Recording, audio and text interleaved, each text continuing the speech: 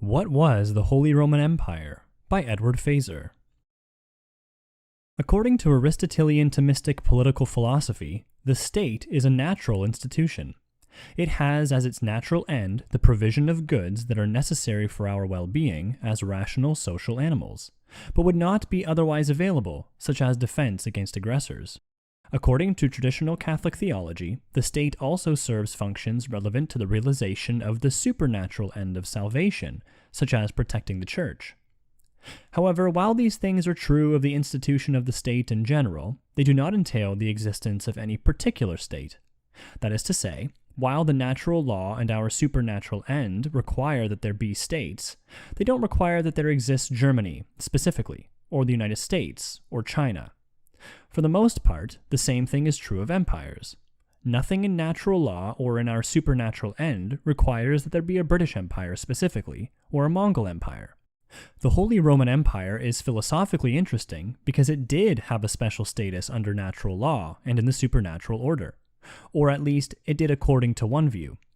There is nothing abnormal or contrary to the natural or supernatural order of things that the Mongol Empire or Yugoslavia no longer exist. But on the view I'm describing, there is something abnormal and contrary to natural law and the supernatural order, that there is no longer a Holy Roman Empire. Indeed, on this view of things, given that the natural and supernatural orders require that there be such an empire, it is not quite correct to say that the Holy Roman Empire no longer exists. It is more accurate to say that it is dormant. Dante's Peak. This all may sound strange, so let's try to understand it. Start with a line of argument developed by Dante Alighieri, who was a philosopher and theologian as well as a poet, in Monarchia. The state, though taken by Aristotle to be the perfect or complete society, cannot in Dante's view be the highest level of political order. For just as there are bound to be disputes between parties within a state, there are bound to be disputes between states. And there would be an imperfection in the social order if there were no way to resolve these disputes justly, as opposed to simply resolving them by force. So there is a need for a higher level political authority whose role is to settle these disputes, an emperor to which even the different kings are subject. Now, if this higher level authority is himself just one higher level authority among others, then he and those others might also find themselves disputing with one another, and there would therefore be need for some yet higher level authority to resolve those disputes. This regress can terminate only in a single highest level authority, a world monarch or emperor standing at the peak of political authority, with jurisdiction over all kings. Dante holds that, because such an emperor would have no equal, and thus no rival, he would be capable of ruling more disinterestedly, and thus more justly. A common recognition of and subordination to his authority, and not merely the force of arms, would also provide mankind with the unity of wills that is the precondition of true peace. Before continuing, it is worthwhile to pause to consider a potential objection. You might think such argumentation would justify globalist projects of the kind to which traditionalists are hostile, the United Nations, the Great Reset, and the like. But you would be wrong. Remember, reasoning of the kind Dante is engaged in is in the broad tradition of classical philosophy and natural law.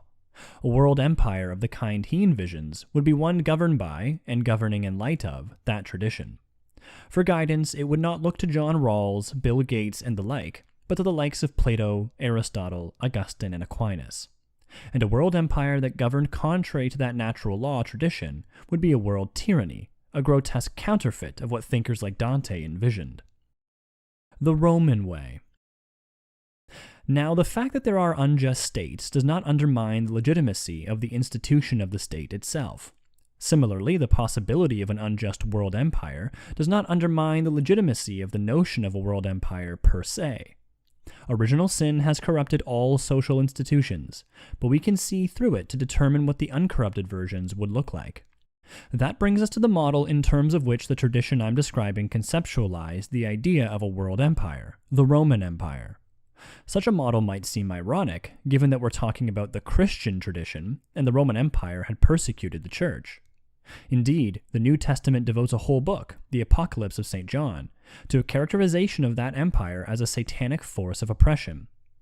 Don't forget, though, that the New Testament, in Romans 13, also characterizes the very same empire as God's servant, instituted to uphold justice.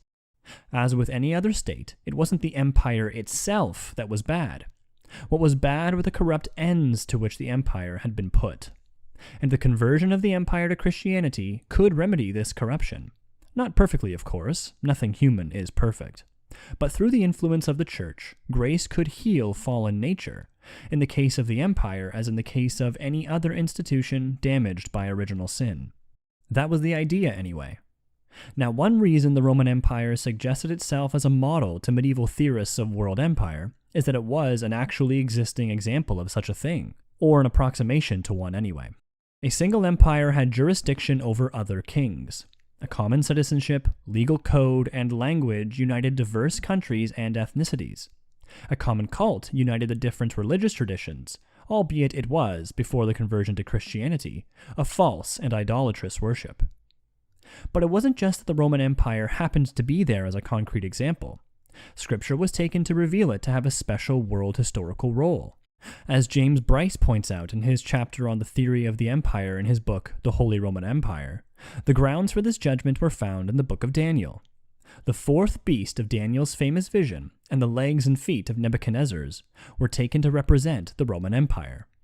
And these images in Daniel are also intended to represent the last of a series of world-dominating empires that would exist before the coming of the Messiah.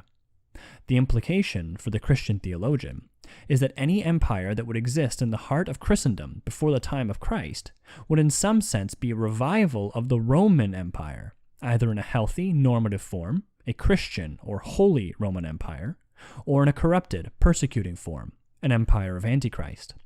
As early and medieval Christian thinkers saw things, Greek philosophy had prepared the way for the gospel by discovering through natural reason the fundamental truths of natural theology and natural law. And in a parallel way, Roman governance had prepared the way for a sound social and political order. In both the realm of thought and the realm of practice, the pagans had made indispensable contributions that the church could adopt and perfect. Houses of the Holy. It is often claimed that the Catholic Church abandoned integralism at Vatican II, and yet Pope St. John Paul II's Catechism teaches that the duty of offering God genuine worship concerns man both individually and socially. This is the traditional Catholic teaching on the moral duty of individuals and societies toward the true religion and the one Church of Christ. By constantly evangelizing men, the Church works towards enabling them to infuse the Christian spirit into the mentality and mores, laws and structures of the communities in which they live. The social duty of Christians is to respect and awaken in each man the love of the true and the good. It requires them to make known the worship of the one true religion which subsists in the Catholic and Apostolic Church. Thus, the Church shows forth the kingship of Christ over all creation, and in particular over human societies. And every institution is inspired, at least implicitly, by a vision of man and his destiny, from which it derives the point of reference for its judgment, its hierarchy of values, its line of conduct. Only the divinely revealed religion has clearly recognized man's origin and destiny in God, the Creator and Redeemer. The Church invites political authorities to measure their judgments and decisions against this inspired truth about God and man. Societies not recognizing this vision or rejecting it in the name of their independence from God are brought to seek their criteria and goal in themselves, or to borrow them from some ideology. Since they do not admit that one can defend an objective criterion of good and evil, they arrogate to themselves an explicit or implicit totalitarian power over man and his destiny, as history shows. The clear implication of such passages is that the Catholic faith ought to inform the governance of a society, and that when it does not, totalitarian secular ideologies tend to fill the vacuum. Such teaching is not surprising given the doctrine of original sin. To suppose that a just society is possible in the absence of any guidance from the faith smacks of a kind of social Pelagianism. But integralism per se is not our topic here. The point is rather to elucidate the theory of the Holy Roman Empire, and the Catholic doctrinal principles still reflected in the Catechism are those that informed the theory of the empire. In general, grace does two things. First, it remedies the defects in the natural order that have resulted from original sin, at least partially restoring what would have existed had the fall not occurred. Second, it directs nature to an even higher supernatural end, the beatific vision. Now, in theory at least, the Christianization of the Roman system would accomplish such ends. First, it would remedy the tendency of fallen rulers to govern for the sake of their own glory, or for the sake of acquiring wealth, or for the sake of some other unworthy end. It would teach them to govern instead for the glory of God and the good of their subjects, that is to say, in obedience to the first and the second greatest of the commandments, respectively. Second, it would assist the Church in her supernatural mission of saving souls by protecting her from enemies, both foreign, such as the relentless military assaults on Christendom arising from the Islamic world, and domestic, such as heretical movements like Albigensianism. Needless to say, this didn't always work out too well in practice, but that was the theory. The practice suffered in part because of a common theological problem, a failure to respect the difference between the spheres of nature and grace. An occupational hazard of theologians is either to collapse the supernatural into the natural, or to absorb the natural up into the supernatural, thus destroying the gratuity of the supernatural order, as Pope Pius XII put it. Similarly, in politics, there is always a danger that the state will meddle in the affairs of the Church, or that the Church will take over functions and judgments that rightly belong to the state. The theory of the empire held that, rightly understood, the empire and the Church are like body and soul, both necessary for a complete order of things, and cooperating with and assisting one another, but each nevertheless having its own distinctive role. This certainly did not entail a separation of church and state, any more than the soul and body ought to be separated, or kept hermetically sealed off from one another. But it did entail a distinction between church and state, and between those matters that are primarily the concern of the former, and those that are primarily the concern of the latter. At a minimum, though, the empire would intersect with the Church insofar as the Catholic faith was its official religion, and insofar as the emperors, most famously those of the House of Habsburg, were always Catholic. For since the Church, like the individual human being, has a temporal aspect as well as a spiritual one, it needs protection from worldly threats. The soul needs the body, and the Church needs the empire. The emperor's new clothes. Well, again, that was the theory anyway. But in the wake of Napoleon's triumphs, Francis II, last of the Holy Roman Emperors, renounced the throne and dissolved the empire, though retaining the office of Emperor of Austria. This had the advantage of ensuring that the title of Holy Roman Emperor was not one that Napoleon could usurp. But as Friedrich here judges in his own book on the empire, the dissolution of the Roman system was an act for which Francis had no legal justification. Indeed, as I have said, the theory of the empire implies that it cannot be dissolved. Not exactly, because the natural law and supernatural order require that there be such an institution. The most that can happen is that the empire becomes dormant, perhaps for a long period of time. Nor was this unprecedented. After all, after the Western Roman Empire collapsed in 476, more than 3 centuries passed before it was, according to the theory, restored by Charlemagne in 800. Though, of course, the Eastern Empire continued, and Justinian temporarily restored the Western Empire in the 500s. It has been just over 2 centuries since Francis's abdication. Might some Charlemagne of the future pick up the crown a century or so from now? Stranger things have happened. According to a medieval legend, a last Roman emperor will rise to repel the enemies of the faith before the coming of Antichrist. What can be said with certainty is that, where the satisfaction of a natural need is frustrated, it will tend to manifest in distorted forms.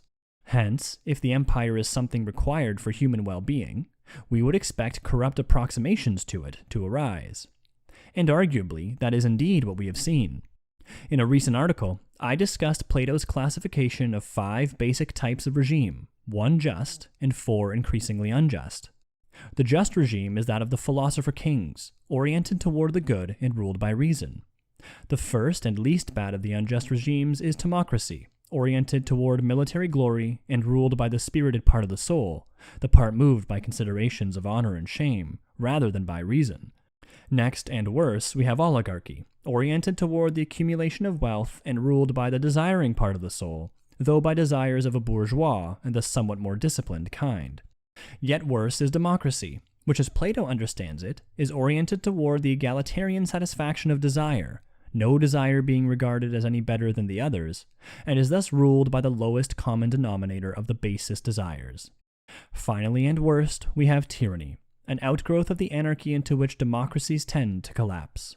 It involves the most ruthless sort of egalitarian democratic soul imposing its will on the others. Now, what immediately displaced the Holy Roman Empire was the Empire of Napoleon, which can be seen as a timocratic empire, the point of which was to advance the glory of Napoleon himself qua conqueror. The British Empire, meanwhile, might be seen as having been essentially oligarchic in Plato's sense, insofar as its orientation was toward commerce. That is even more true of the Pax Americana that succeeded the British Empire, the United States being an empire in everything but name. And as American economic power has increasingly shifted away from an emphasis on manufacturing to the information economy and the dissemination of American popular culture, it has come to approximate something like a democratic empire, an empire of egalitarian desire. But the dissolution of national loyalties has also begun to move this empire's center of gravity outside the United States. Indeed, it seems that the heart of this evolving oligarchic cum democratic empire will ultimately not be found in Washington, New York, Silicon Valley, or perhaps any other specific location. It will be dispersed throughout the world, a vast network of governments, multinational corporations, and NGOs, whose leaders are all committed to the same basic program: liberation, equality, and an ever-increasingly radical sexual revolution. Plato indicates what this kind of system is likely to morph into, as does St. John. And while it might be characterized as a Roman Empire of sorts, it is more like the pre-Christian version, and most definitely not holy.